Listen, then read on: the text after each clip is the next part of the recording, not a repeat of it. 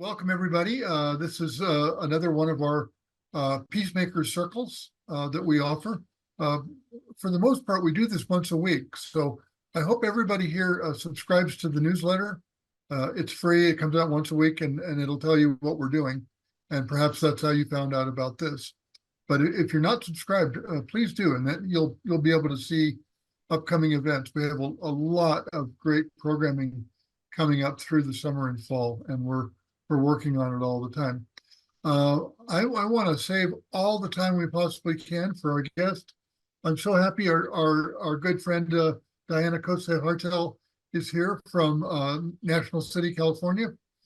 She's related to the Sweetwater Zen Center in National City, and she will be taking us through somatic art practice based on the three tenets. And I think this is really, really appropriate. And so I hope you enjoy this.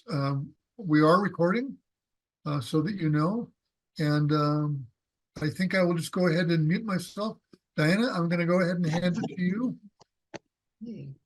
Yeah, good morning, folks. Really good to see you all here, and curious what attracts you to the word somatic art. If somebody would like to unmute and say just a couple words, just, anybody.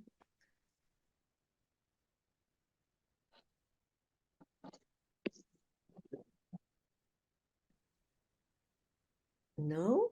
Yeah, hi, Diana. Yes. Hi, this is Eva. I'm living in Boulder, Colorado, originally from Chula Vista, California. Oh. And so this is the kind of work that I do as part of my rabbinate. I am fully a creative facilitator through the Jewish Studio Project, which is taking text and making art. And I actually offered it last year at the Zen Peacemakers Bearing Witness in Auschwitz, which was wonderful. So I look forward to learning and being with you. Thank you. Thank you. That's wonderful. I'm so glad you're here, and everybody else. It this presentation and the exercises that go with it are at the level of anybody can do it. It's not going to be fancy. It's not going to be, I hope, overly complicated, but it can be. This kind of work can be very complicated. So I am a Zen priest and a somatic experiencing practitioner. I work with clients. I work with as in pastoral counseling along with somatic experiencing, and I use art quite a lot because I'm also an artist. So what is somatic experiencing, without getting into a lot of detail about it? It's basically it's a body mind based therapy, and we really emphasize the whole body and not just what we think about things. Our brains are very clever. We can make up amazing stories and convince ourselves they're true. And that often happens if there's underlying issues of trauma with a capital T or even the little t trauma. We make up stories to fit, to explain, to make sense of it. But actually, it doesn't really make sense necessarily. What makes the most sense is sensory experience and emotional experience and releasing that. That's what we do in this form of therapy. And it can be used in many, many settings. We can do it ourselves as simple exercises, and we'll do some of those today. The work that I follow was founded by Peter Levine. He has a book called Waking the Tiger and many, many other books, but that's one of his earliest ones. He became curious about the question of why is it that animals in the wild can suffer a life-threatening attack, be injured and everything else, and not be neurotic, not be like a lot of us. The animals in the zoo however, are more like us. So he followed that question for his whole life to find out what's different. And what's different is that the response, the survival response, fight, flight, freeze, or with humans, we also have fawning, which is part of freeze, can go through. They're not stuck in it, as we often can be. So, for example, there was a bear in a video I observed that was darted so they could take his vitals and everything else. So this polar bear, it's a polar bear. The polar bear first looked at the people who were coming after him, and pretty quickly he's darted and tranquilized. So he didn't have a chance to go through the whole response. The whole response he did go through, though, when the tranquilizer wore off. When it wore off, he repeated the looking, orienting. He started to run. His paws were making, his feet were making the running movements, and he shook it off. So that happened very, very fast. So the researchers only really observed it when they could slow the video down. So this is a completion of the response to an attack, to an unexpected attack. There are many other forms, but this is one. This is a very common one and very important. So it happened very, very fast. When they slowed it down, they saw he did all of the stages of seeing what's going on, trying to escape, in his case, tried to escape. He moved his feet, he was running, his nervous system was hyped up, excited, activated, and he let it go through his body and shook it off. So that's what we see also when people can get in touch with the trauma nervous system, the nervous system that's holding trauma, and can get into that and release it. The same kinds of sequences, different forms, many variations, but essentially that same thing of orient, react, whichever way you're going to go, fight, flight, freeze, all three in a row. You could do all of them. And then to embody it, feel it, shake it, and let it through your body, and don't hold on to it. So as you can guess, this is a very, very important aspect of how we can work with the more difficult emotions, the stuck places in our bodies. So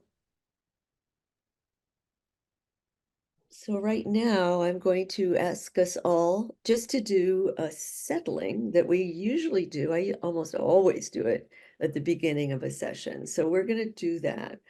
So we're going to settle in, and then I'll talk more about this and how it relates to Buddhism and the three tenets. So first of all, notice where you are. We're orienting. The bear oriented in the attack. He looked around. So do that. Just see where you are. Look at things with fresh eyes. You might be in the same old room. You're used to everything, but just settle into your seat and look, see. Is it warm, cold? How is the light in the room? Is there a window and something outside the window?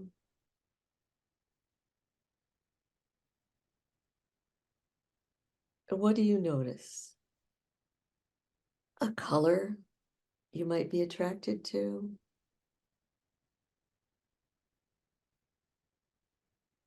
And then with that, turn your awareness to your body and feel, is there, what's going on with your skin? What do you sense in your skin? Where are your hands? Are they relaxed? And then through your body down to your feet. I'm assuming most everybody's in a chair, so if you can, press your feet into the floor just a little, not hard, just a little, like a wake up high feet. There we are.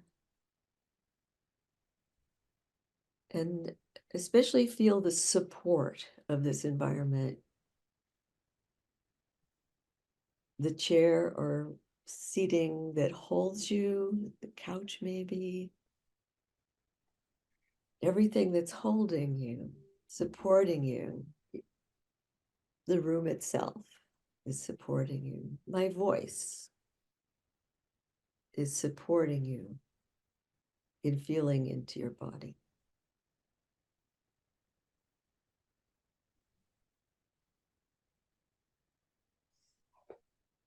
So with that, now that we're kind of settled, do you feel settled? Yes?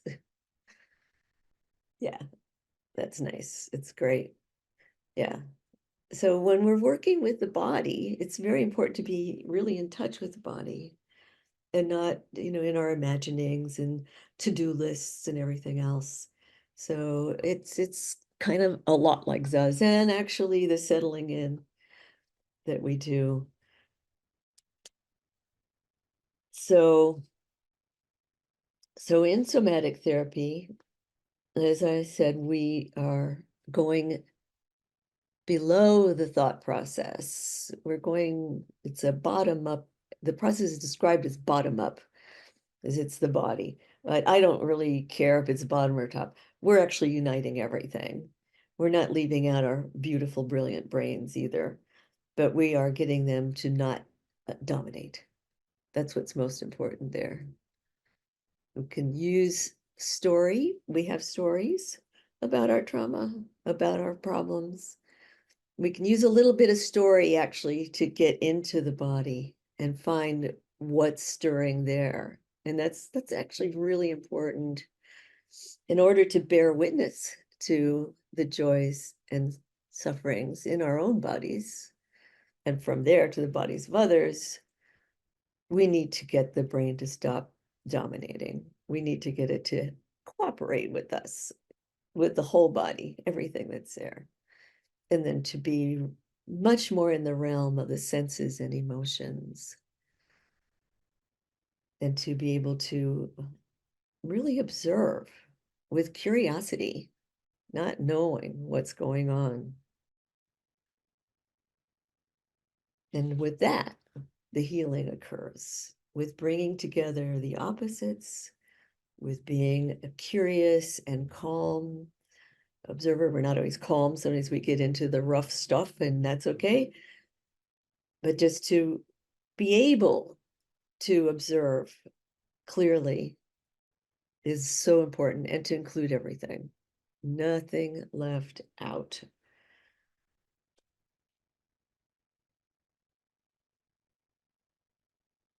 So I'm going to talk a little bit more about the trauma stuff, and then I'm going to return to the 3 tenets.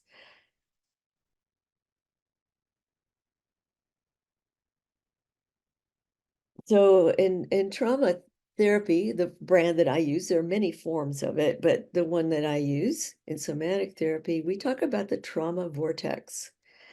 And it's not an actual thing. We're still in the realm of concepts right now. But if you see the body as a stream, there's a flow in our body. So when there is something disturbing, usually it has to do with our survival response. Survival response is incredibly powerful, and it comes up often for most of us. We're afraid of something that's going to threaten our livelihood or threaten our family, all these things. So the trauma vortex essentially is the way the nervous system reacts and holds onto a pattern of reaction in the body. So your nervous system is not in its more natural flow state. It's as if the rocks and boulders and trees in the stream have created a pattern, and it's going around all of those.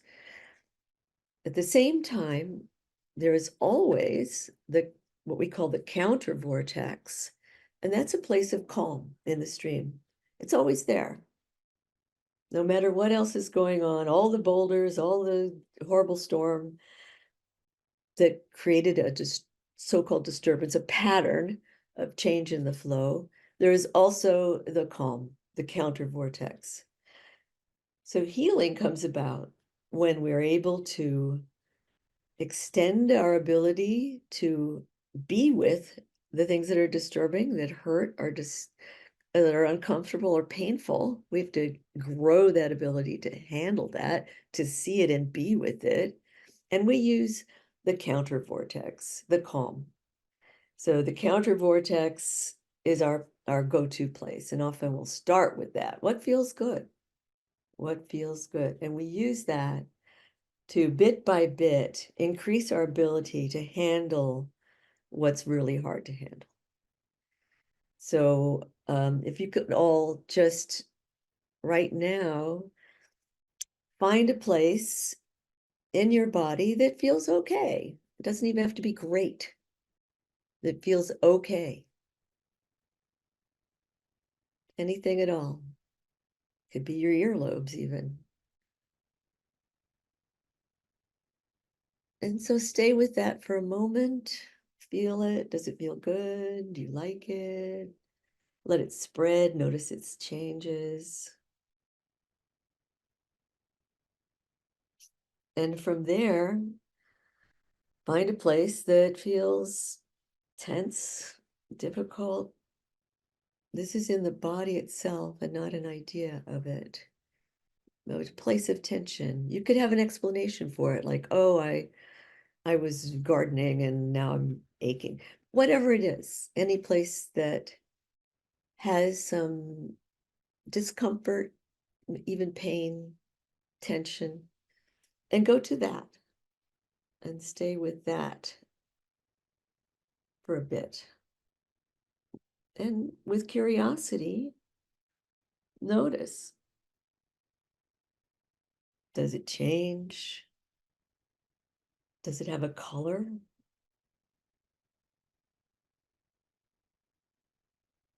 Is it warm or cold? What is it about it?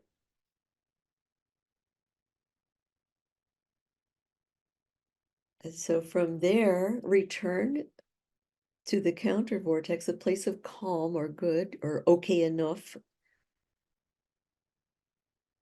And it can continue to notice with curiosity what that's like.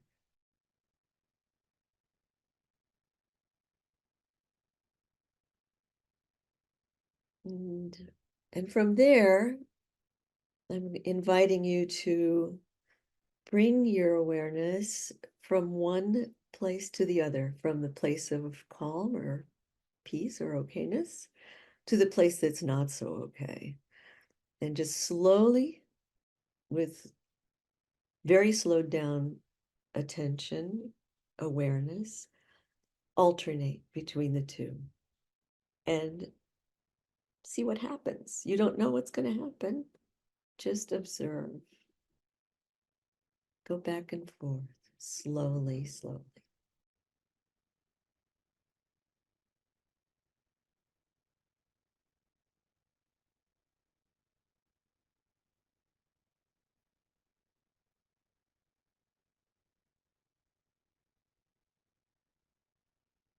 So what do you notice?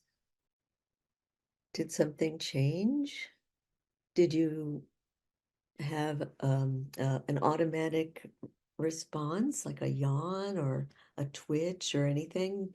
What happened to the two places you're observing? How did they change? And please speak up. I'm asking you to talk now about what that was like. So mine had distinct colors, and as I went back and forth, the colors started to merge. So some more experience of oneness, of them coming together and not being separate. Yes. Anybody else?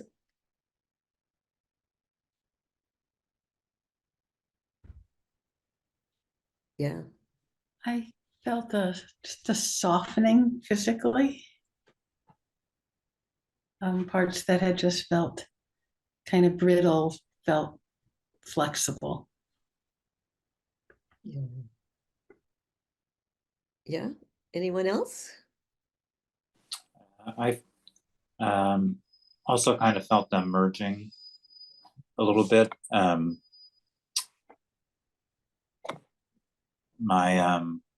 was going from my feet back to my heart, and at first they were distinct, and then they just seemed to be very similar in a soothing kind of way. Yeah. Is it similar for almost all of you? Just, raise your hand or nod if it is. Yeah. So that's a basic, very basic experience that we use for healing, for bringing the two together. And it can work in all kinds of things.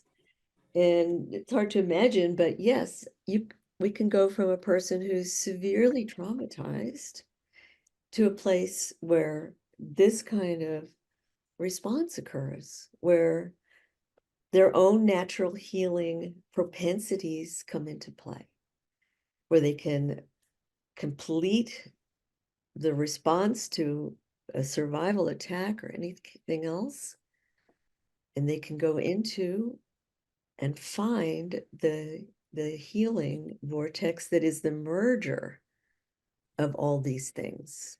We're talking merger of joys and sorrows. We're talking within our own bodies.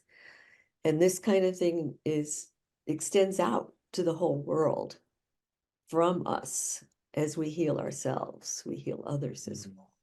We're all healing in the process. So just with that little taste of things,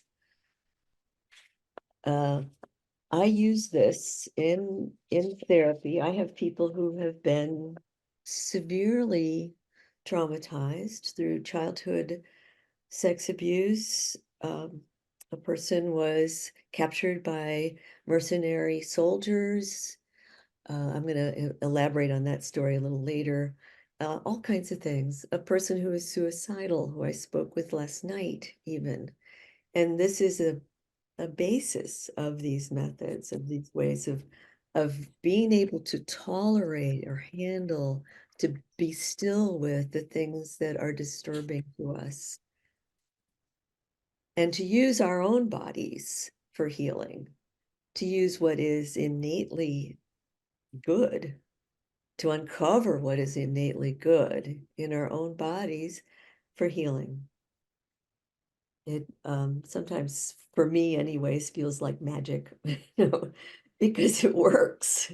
It really, really does. It takes a while for a lot of people. The milder forms of trauma, if you want to call them that, can be resolved much more readily.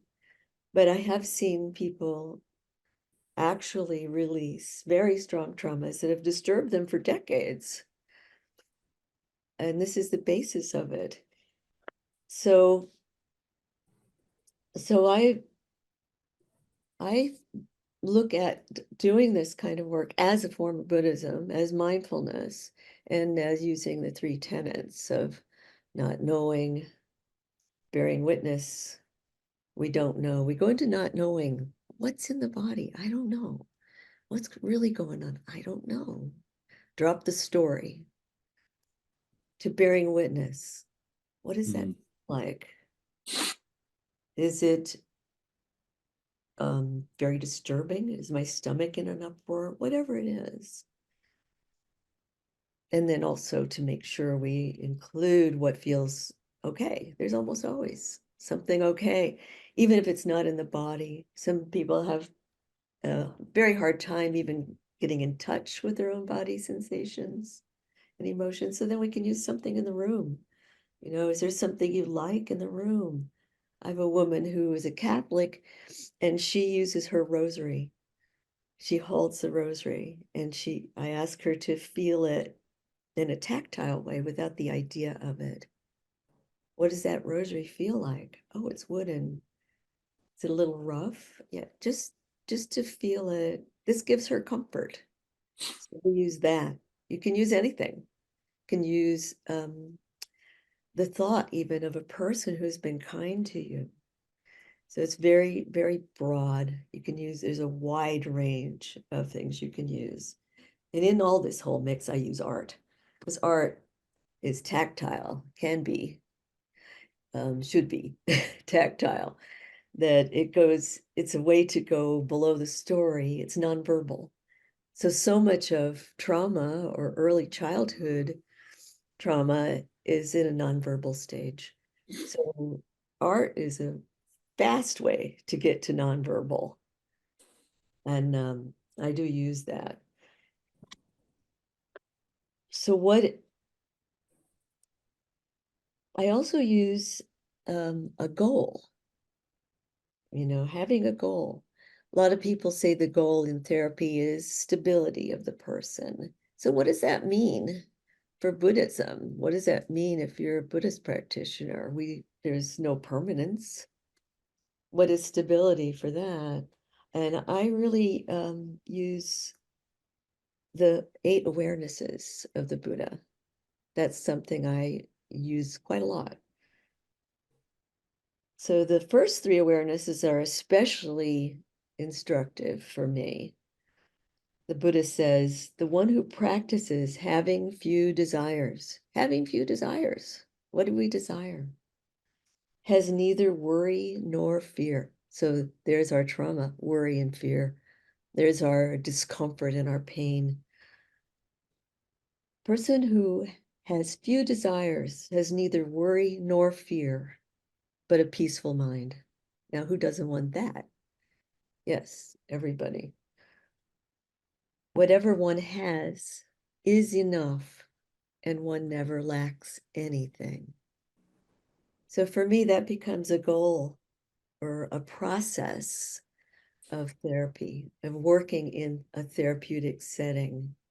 We're releasing the held places, the stuck feelings, the strong discomforts, the pains, we're releasing it. So desire is reduced in that process. It's like these traumas and neurological twists are underpinning the world of wanting. What do you want? You don't want to be the way you are. What do you want? You want to, there's a huge edifice of wants that can be created out of a trauma that happens early on in life. Like my client who was harmed when he was a young child by his father, who used razor blades on his back and had penetrative sex with him for years. So he later became a Zen practitioner, but he couldn't sit. He had a really hard time sitting. His body was always in an uproar. He could damp it down by going blank. He could do it by going into freeze. That's how he functioned. Well, freeze doesn't really work for Zen practice. So he engaged in therapy to relieve that. And this to me is how Buddhism and therapy work together. They're very closely allied.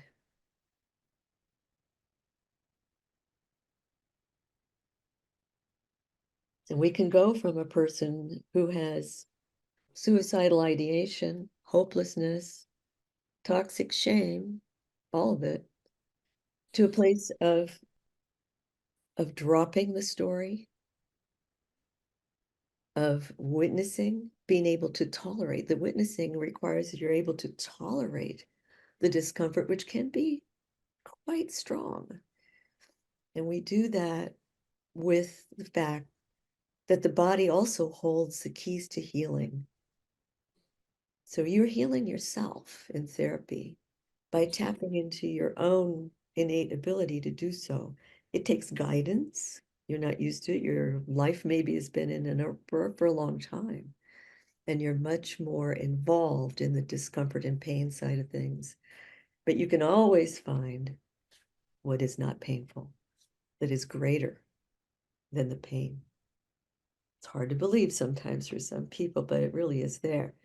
And with time and conscious awareness, curiosity, by not knowing, by bearing witness, strengthening our ability to bear witness to everything in us, and to taking compassionate action. All of these things actually are part of compassionate action. With that growing ability and the wisdom that comes from being still with it, you know what to do. You know what helps. You know how to release. You know how to touch another person the right way. You know how to bring calmness to your relationships. So it's an ever expanding and changing way of being. We're not trying to fix or cure. We're simply working to be in our own life, responding without so much reactivity to everything that comes along. That there's a kind of a wave, just like in our stream that comes through our bodies. There's a wave, an unimpeded wave that we can have access to. It takes work.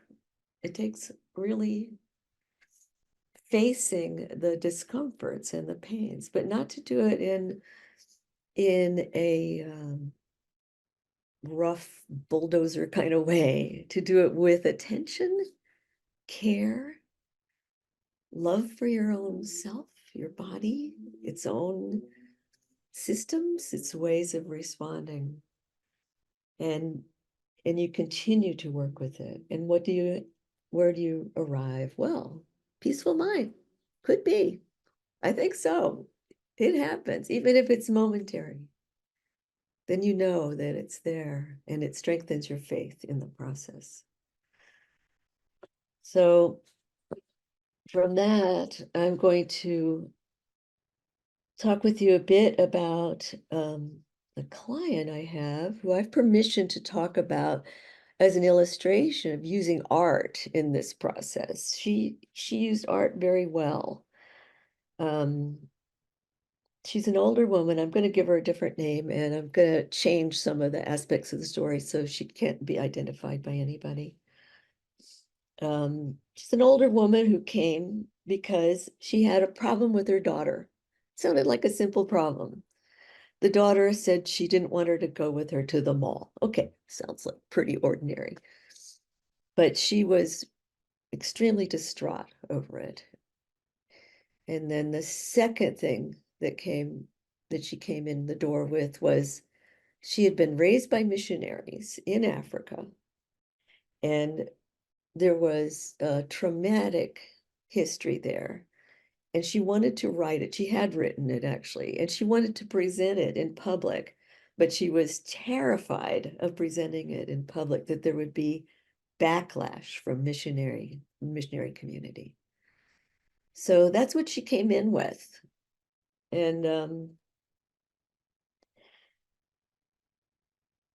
she had been left alone, for example, in the jungle during a ferocious lightning storm, and all the lights went out and it was dark, utter darkness. She fell, hit her head, had a very bad concussion. She was found later.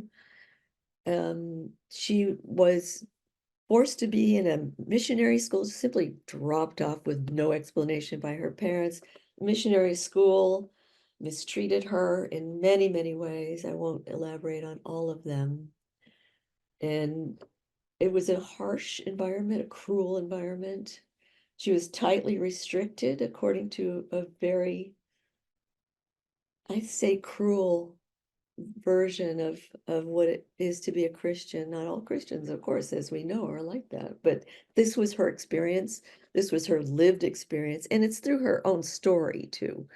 We're witnessing it through her eyes. I don't know exactly all that's true. We also don't know everything that goes on, but I take at face value the story, and we start with story, go into the body for that. She could recall very few people who actually helped her. And I think that's actually true. I'm going to bring you to some pictures that she did in her therapy. I'm going to do the share screen thing here. Ready? Hang on.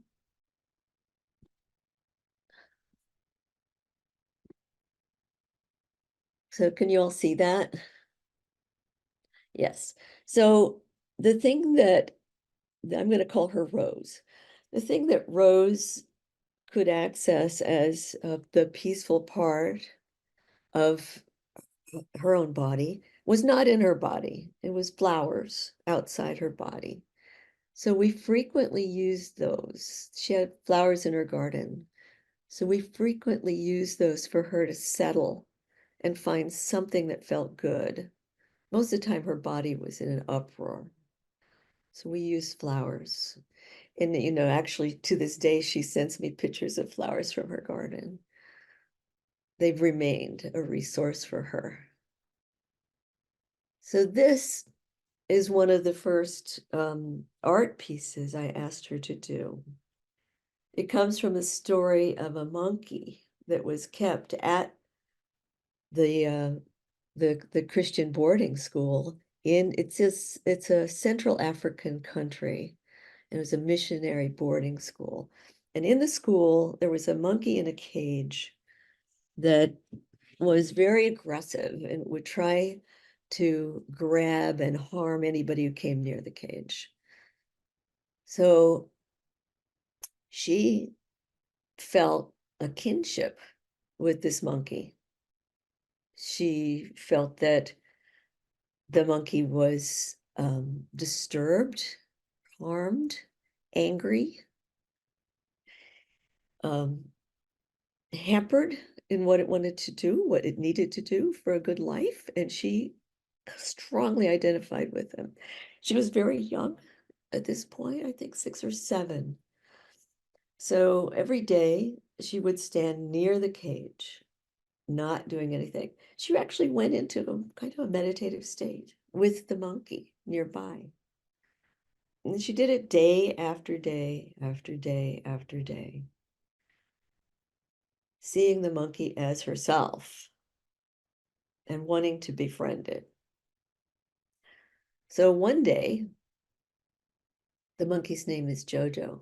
One day, Jojo came up to the bars. She didn't know what was going on. She was a bit afraid, you know, is Jojo upset with me? Does he want to harm me? She still didn't move. And gingerly, Jojo extended his hand out of the cage toward her. And he left it there. And he wasn't agitated. So she considered taking a chance on touching Jojo's hand. And she said she did it. She moved very, very slowly to not upset him. Then she touched him for the first time and felt the kind of wiry fur. Jojo didn't budge and let her touch him. And with that, they formed actually a lifelong bond. She was the only one who could handle Jojo at the school. Years later, they moved Jojo away, so she didn't see him. But one day she was out with her father, and across the field, this monkey came bounding up to her. And it was Jojo. Jojo was better. He was allowed to be free. And he came up and threw himself into her arms. And they had this beautiful, loving reunion. So this is the power of not knowing, witnessing what's going on, and finding healing in the process. So Rose had other issues. This whole case goes on to several years with me. She had what's called an ocular migraine. So she would see this, she did this picture of the ocular migraine because she couldn't describe it to me very well. And I also wanted her to spend more time with understanding it and trying to get at what brings it on. So she did this art piece, it's a collage, about the migraine, about how it starts in. this is how it looks to her. And there were like little prisms, she said, that would be in her visual field and on one eye. So in asking her to spend more time with it and try to catch it when it just started, she did this piece to show that. Here she is, it's starting to come on. She's in an okay state of mind and it starts to come on. So what brings it on? Well, stress. I mean, could be anybody's guess there, but it's really true. And what particular stressful things? Oh, feeling trapped, like Jojo in the cage, like her identifying with Jojo in the cage. And what else? Her mother. Her mother was a big part of this. Now, her mother had been probably would qualify for a very strong psychological diagnosis, but we don't know what that is. But her mother mistreated her in countless ways. So when I asked her to go into it further, to look at what starts the ocular migraine, she suddenly perceived this. Here she is. This is a piece she did. She was, as a very young child, left by her mother deliberately in a playpen in the hot sun for hours. And with that, she shut down. She cried for her mother for as long as she could and gave up. She basically went into freeze. And that, to cap the feelings she had of being abandoned, that feeling of abandonment and everything else became part of how she saw herself as a flawed human being, unable to receive love. There's a deep shame in this because of not being able to meet her mother's expectations. Well, but nobody could. Her mother was not a healthy human being.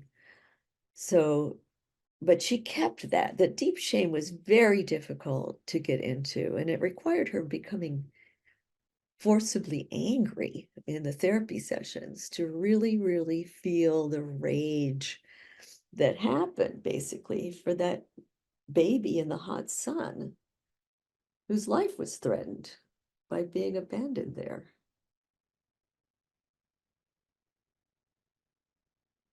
So here we go, further on her journey.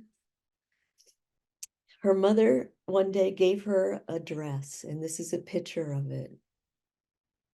She loved the dress when she was given this dress. And she put it on and she began to dance with it. And her mother said, "Stop acting like a brazen hussy in that dress or I'm gonna burn it." Yeah. So what did Trish do? Well, being a person who still has the ability to protect and defend herself and feel some wholeness in herself, she left. She went into the jungle outside their home in this African country, and she danced. She danced to the trees and everything around her in the dress. Here it is. Here's Trish. I mean, she's saying, "I'm okay. I'm okay the way I am." This took her a long time to get to this. Before this, she was trying to excuse her mother. Oh, she didn't mean it. She can't help it. And she was trying to say that she was a bad girl, rebellious. She shouldn't have done that.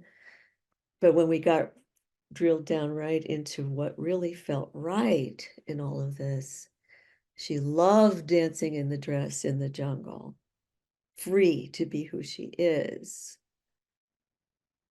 So yeah, I'm okay. I'm okay the way I am.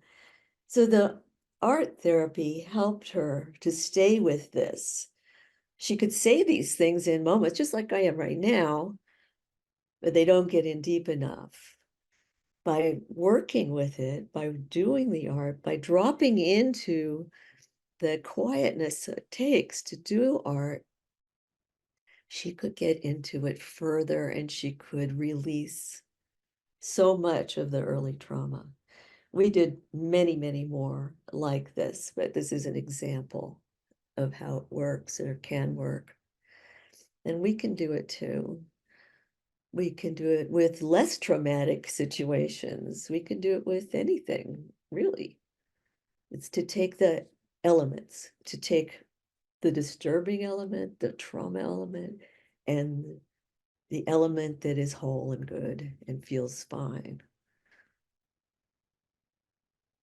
So here are some more pictures from people who've done art therapy. Some of it's just scribble. This comes from a person who had her father died when she was young, and she never was able to wrap her life around that fact and tried to deny how it felt.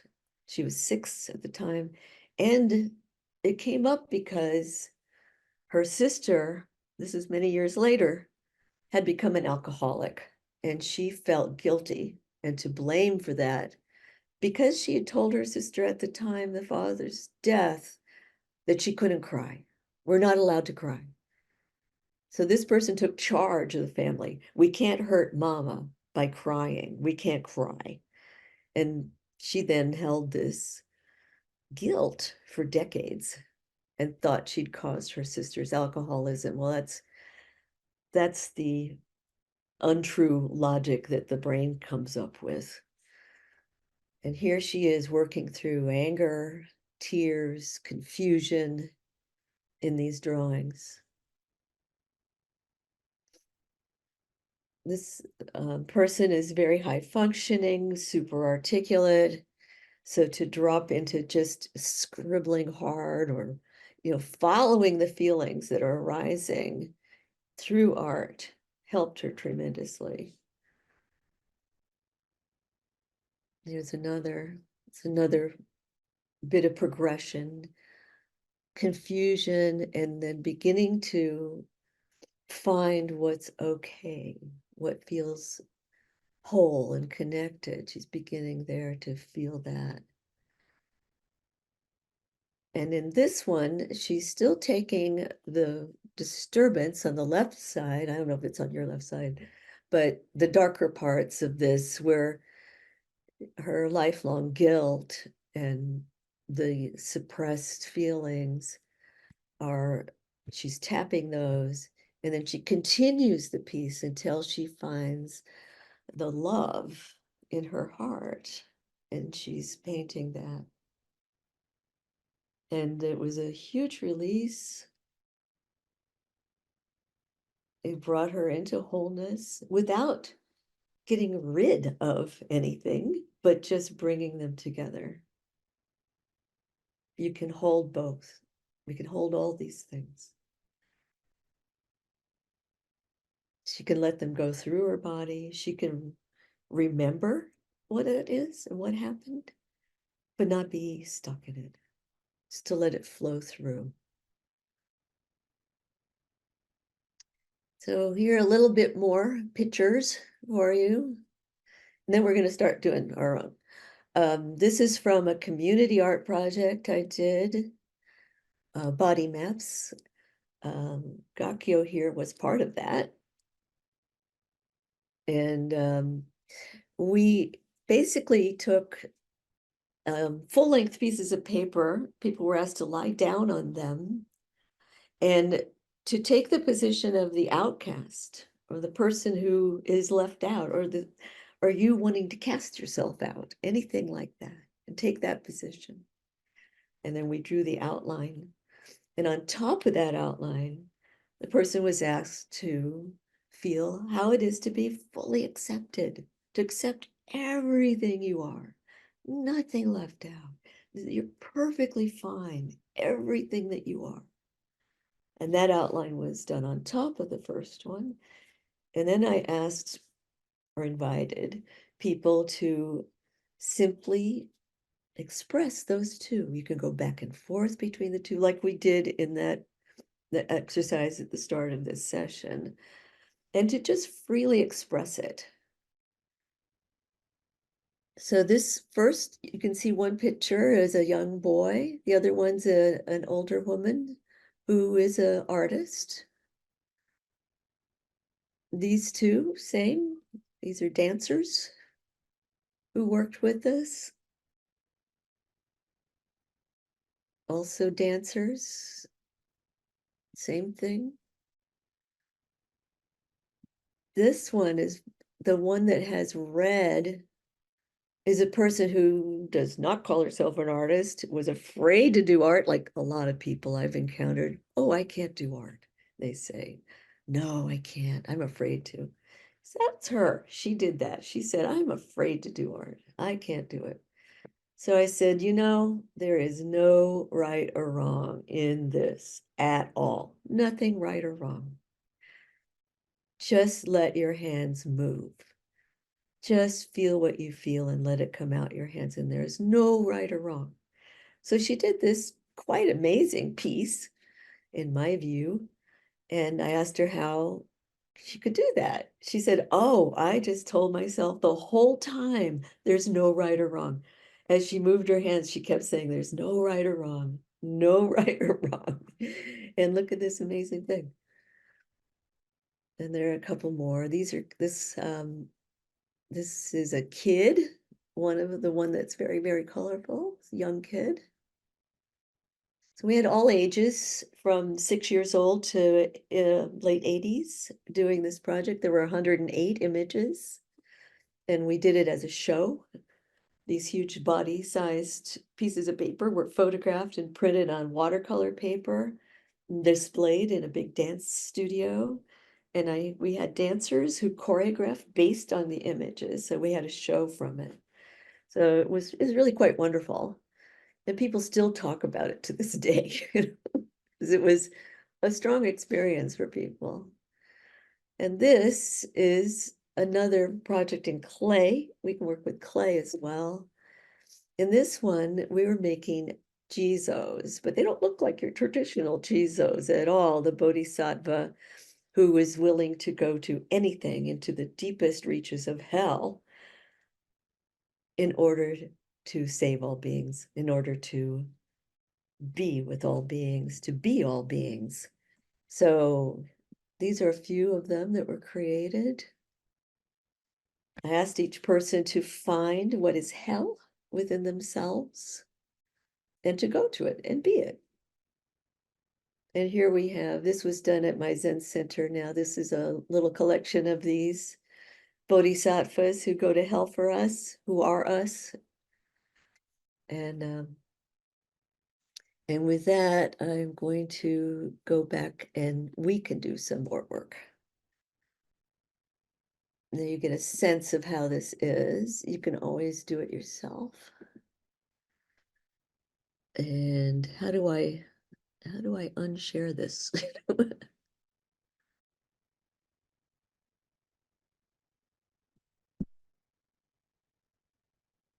Oh, here it is.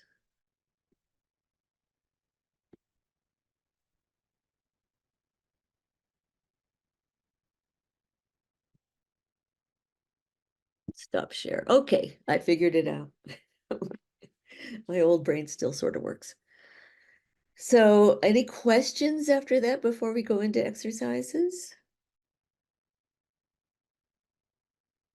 Any comments? Feelings? I was wondering how you came up with the ideas for the works, the object of the works. What how do you choose something like that for a patient? I mean, a person that you Yeah. help during your yeah.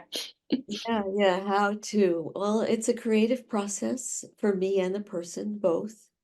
So as we're working together, things will come up where I can see the person has a hard time seeing all aspects of it. They're very stuck on one or the other. Or there's a denial too, some people have, like, I want everything to be pretty. So a lot of times in art, people want to just make it pretty. So I really urge them to use everything that what doesn't feel pretty too, all of it, because we want to bring it into one being.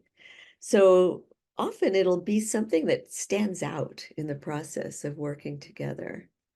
So for Trish, the person with the roses, it was the story of the monkey was really important. It was really important in her therapy. So we used that quite a lot, quite a lot. Her innate compassion for the monkey and for herself via Jojo the monkey was really crucial. So I wanted her to work more with it. The story of the dress was really important because her mother was always trying to make her not celebrate her life. It was really from a strict fundamentalist Christian view, not what's allowed. So, but she still had that, even though there were strong attempts on her to not have that. Her mother was very, very actively fighting her daughter to not be who she is. So we use those things and they'll stand out in the process. You kind of get, oh, this could be fruitful. Let's try it. It's an experiment. That's really the bottom line. I don't know either what's going to happen. I don't know either. I'm asking the person to go into it not knowing what's going to come out of the art practice and to bear witness as things arise and as she does it or he does it. So I hope that answers the question well enough. Yeah. Anything else? Okay, so first up exercise, if you're all ready.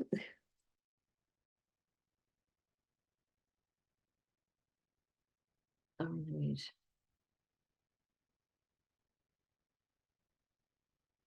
We're going to do a blind drawing. Okay. How many of you have done like blind contour drawings where you're just looking at something, you're not looking at the page, you're just following a contour with your hands? Yeah, a few of you have. Some of you have not. So in this one, we're going to do our own face. So here's a major not knowing. What's my face? Who am I? What is this face all about? No, we might look in the mirror every day at that face. And this time you're going to simply move your hands around your face. Have your paper and pencil ready because or pen or whatever you want to use. Have that ready. You're going to follow your outline of your face. Just do it without drawing first. Just feel it. Texture of the skin, eyebrows, hairline, just all around the face. Yeah. And now that you've done that, you're going to start moving your pen or pencil as you trace your face. Now, don't expect anything. Here I'm asking you to really, really, truly not know what your face looks like. You're just touching it and you're going to draw. And believe you me, it will not be recognizable when you're done. No. But just learning your own face. Who am I? My face in a different way. So let's spend like 5 minutes doing that. I have got a question. Yes. Can we look at the paper or do you kind of just feel the face and draw? Yeah, you're not going to Not look at looking the at the- paper. You don't look at the paper. No. Okay. You might even go off the page because you don't really know what your hand's doing. So, Okay.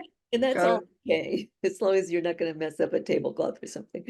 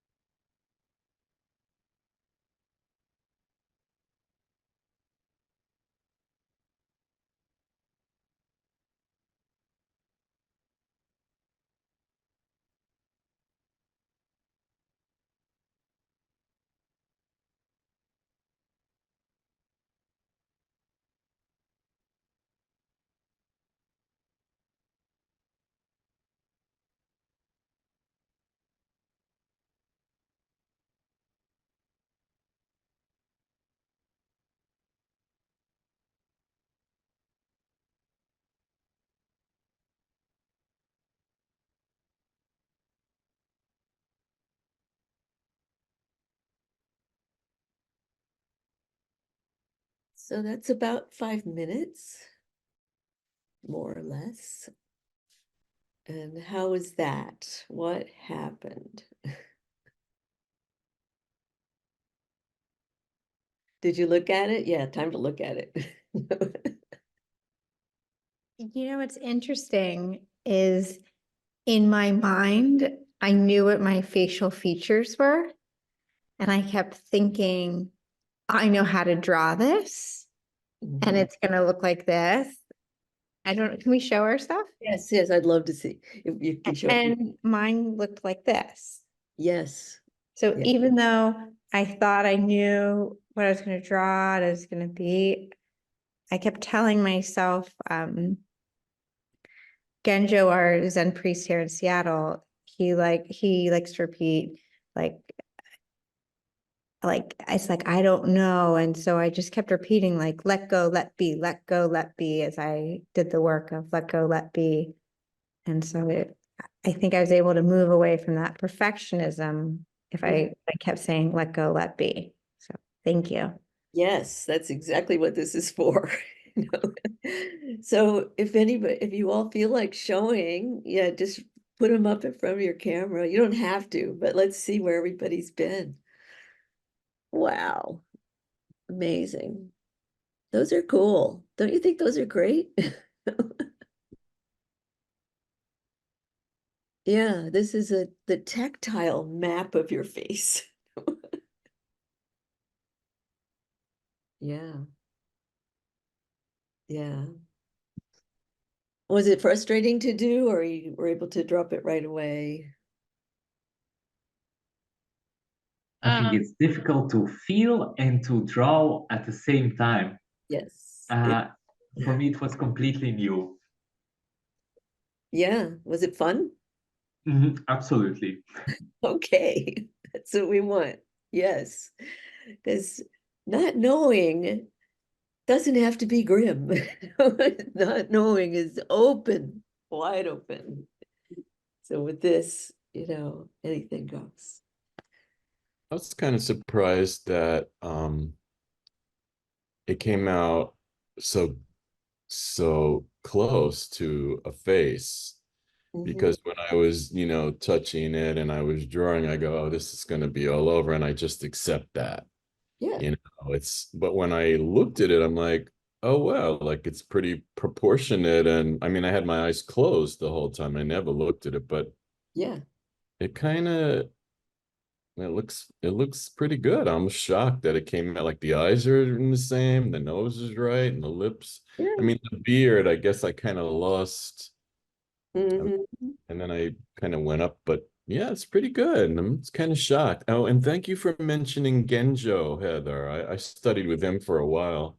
He's a wonderful teacher. Thank you very much. Welcome. So we do this exercise mostly for the experience. I mean, it's all about the experience and not the product. And yeah, it could come out okay, it could come out really weird. It doesn't really matter. The matter is the experience of, oh, what am I touching? You know? So, and there are exercises where you can do them with another person. You're drawing each other simultaneously the same way. You have to look at the other person, but you're not looking at the paper. So there are many, many ways like this of loosening up our grip on drawing and art, so-called art. There's a book that I really like called Drawing Projects, and it has lots and lots of these exercises. They're really wonderful ways to loosen up how we see ourselves and we see the world, and how we can do that in a visual form. So at this point, we're going to get further. So what I'd like to do is ask everyone to stand up, if that's okay. You don't have to, but we're going to move a little bit before we get to the next step. So this is a little exercise that one of the somatic experiencing teachers, Raja Selvam, shows us.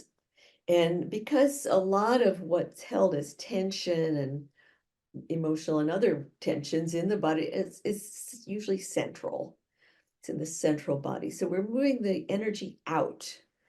So you start by moving it. Place your hand at your chest and start moving it through your arm out. And then turn your wrists. Turn one at a time and let it go up further into your body. You're gonna have to bend your elbow to do this. And then into the shoulder. And then big arm swing.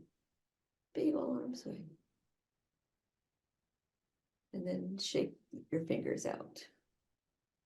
Now you're going to take your hand down the side of your body to your hip. You might need to hold onto a chair for balance, and you're going to do the same with your legs. Start with the ankle, turning the ankle, and then let that movement come up into your knees. You're going to have to bend that to do it, and then much higher into the hip. Move that energy. All this sitting down energy that we've got. And then let's do the other side. So again, start and move it down your arm. Start turning the wrist. Moving it into the elbow. Higher and higher into a full arm swing.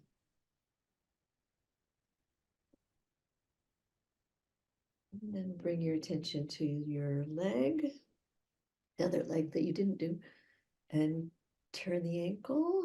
You can go either direction, both directions, up to you. This is sort of free form. And then let that come higher up. Hit your knees. You're going to bend your knees. Your knee.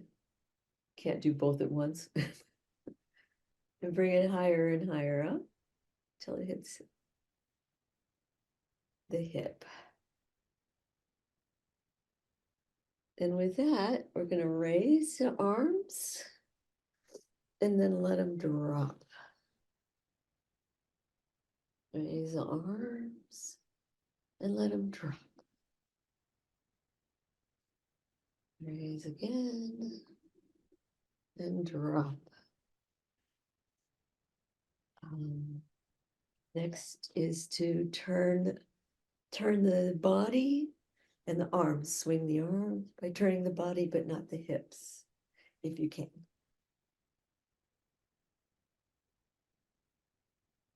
Some Tai Chi or Qigong forms call this beating the heavenly drum. Beating the heavenly drum, because you're going to be, your arms would be going to your kidneys and your shoulders. And the heavenly drum is your body. And so we can now move on to heel drops.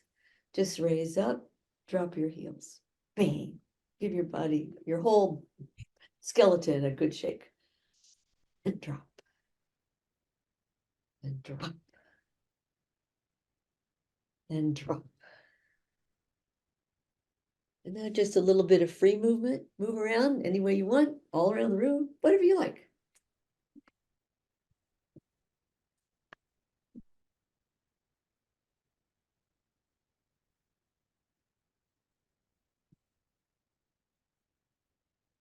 Okay.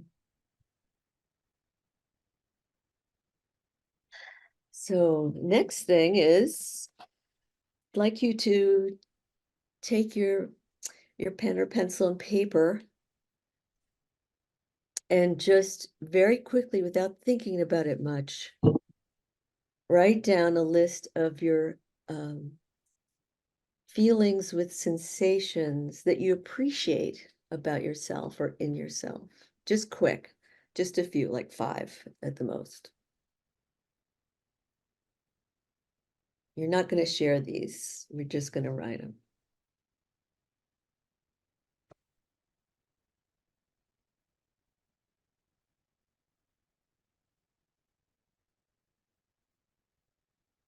Could you give the instruction again? Yes, you're going to list a feeling or an aspect of yourself that you like, that you think is just fine. Like 5 5 of them. It's physical or Can be It's- any, can be anything. Wide open.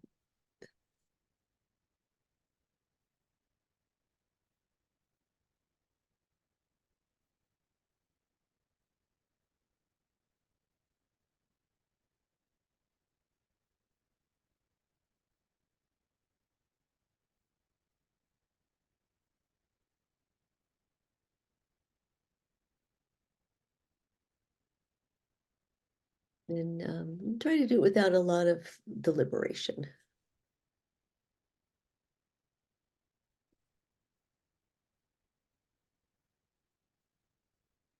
Are you ready for the next part? No surprise, the next part is what you don't like, what you would like to disappear, or even relationships that you don't like. Let's just very quickly list without thinking much at all. Things that bother you, things you really kind of wish would disappear About ourselves. about yourself.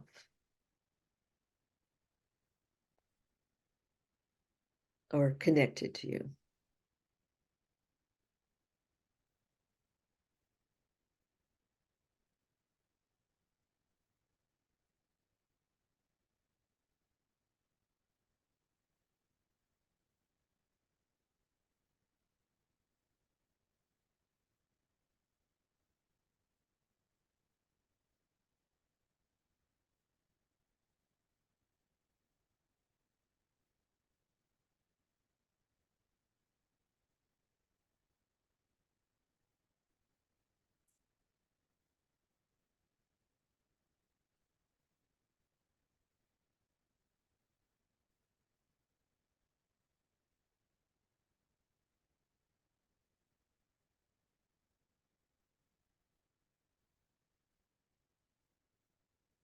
So if you're ready, I'd like you to pick one from each list and to feel into your body where that might be showing up one at a time. The thing you love, the thing you don't love.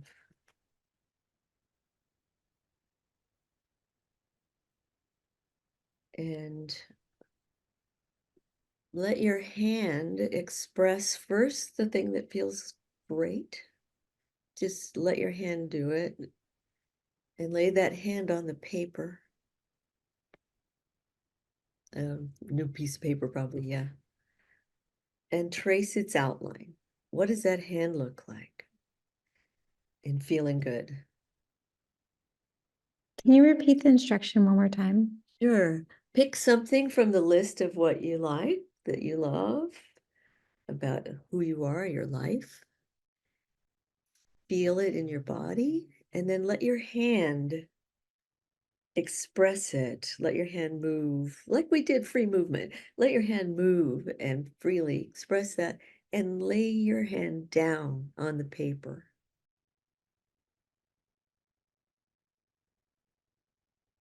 Then once your hand is on the paper, just draw its outline.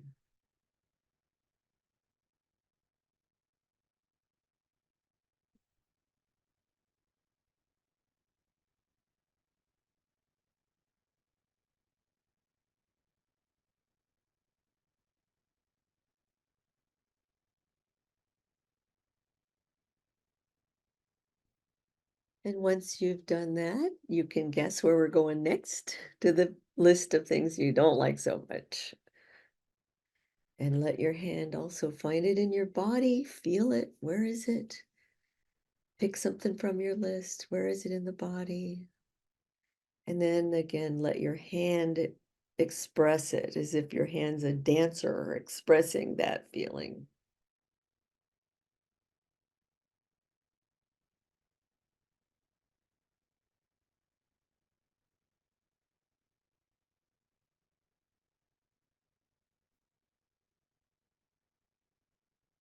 I'm sorry, I hate to ask you to repeat it, but I was getting more paper. Oh, no problem. What part do you need still? Just I've got the tracing the hand with the good stuff. Okay. And then right after that, I didn't hear that. Okay, we're tracing the hand again, and this time you're gonna find from the list of things you don't like so much, find something on that list, feel it located in your body, and let your hand be like a dancer expressing it. Okay. Then once you've done some of that, also put that hand on the paper on top of the other figure, the other hand drawing, the outline. You're going to do it one on top of the other. Okay.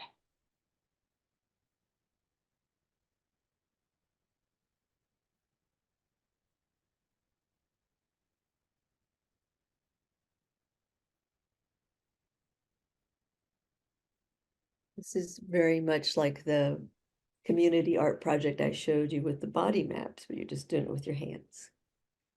So we have about 10 minutes left. So this is the really fun part. You get to scribble and paint or color these intertwined images, feeling all that comes up. You're witnessing everything that comes up from those two together on one page. And I'm going to stop us at like 3 minutes before the end so we can all show our work if you want to. You never have to show anything if you don't feel like it.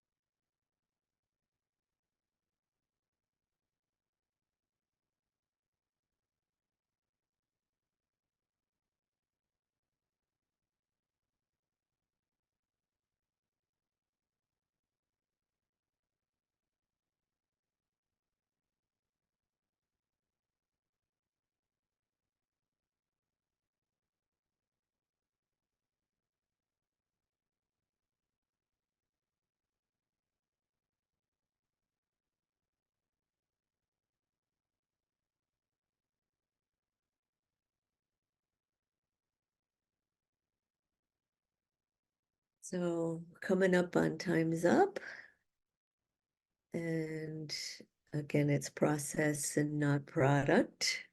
But if you're ready to show where you've been and share it, please do. Ah, yeah. Wow. Those are so cool. Wow. Look where everybody's been. Yeah.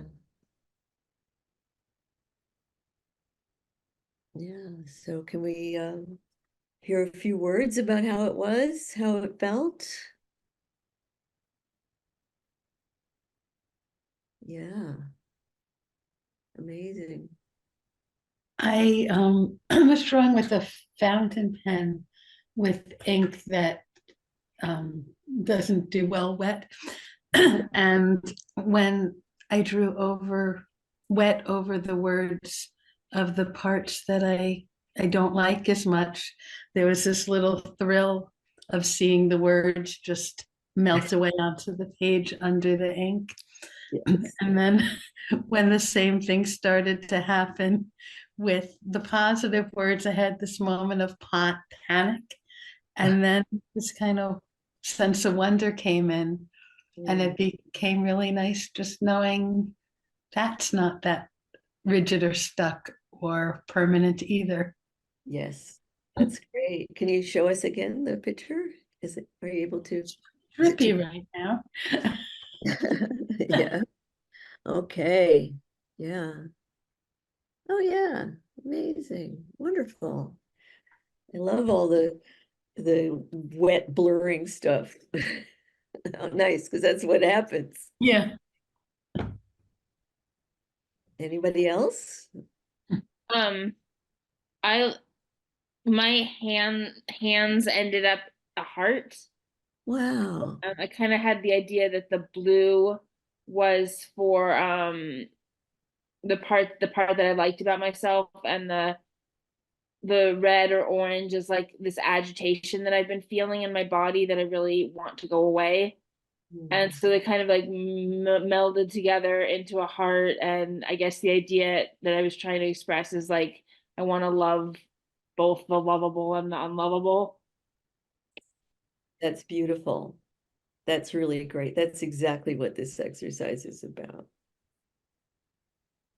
I took off it wasn't showing up because it was blurred vision or blurred background, but I had hearts in mine too. And what I liked about this was that even though the bad one was bigger, the better one, the good one, overtakes it or it's stronger. So I And kind of like that about it, that the bad one isn't quite as bad as you think, or I Yeah, think. that's true. That's what happens when you bring them together and your two hands were brought together. Yeah. And anybody else? I only had ballpoint pen and nail polish. Ooh, love the Um, nail. and at first, when I drew the negative side, it was much bigger, and I thought, oh, it's going to cover up the positive. But then through using the color that I had, it was able to, the positive was able to still have a voice and be seen. Yay. That's great. That's great. So any materials can work. I've even used soy sauce before when I didn't have ink. How I use- delicious, delicious. Yeah. I think we're at the end of our time, yeah? Yes, we are. We're at the bottom of the hour, so I think, any last words, Diana, or? No, I think this has been really wonderful to share with you all for me. And I hope that you can use some of these things as you go along. They're very useful to do it in that not knowing way through art. Art is very much about not knowing, witnessing, and healing. So I hope everyone takes that in and may your lives go well.